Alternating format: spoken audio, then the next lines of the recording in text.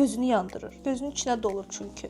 Bununla birlikte üzümüzü silip bunun ne kadar pis, hiç beğenmediğim bir makyaj temizleme suyu olduğunu da birlikte görəcəyik. Ne kadar makyajı temizleyip temizlemediğine bir yerde baxırıq.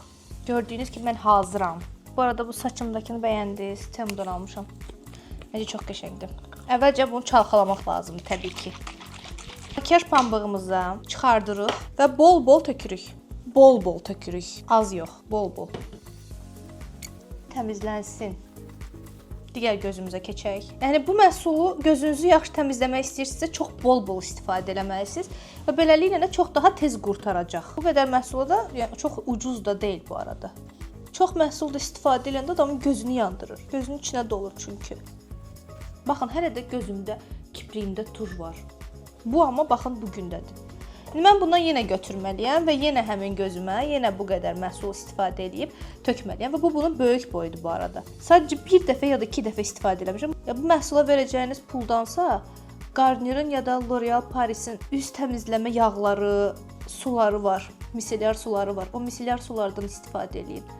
Məndən sizə tövsiyə. Sırf Kiko'dur deyə bunu almağa ehtiyac yoxdur. Bu da 4 pambıq.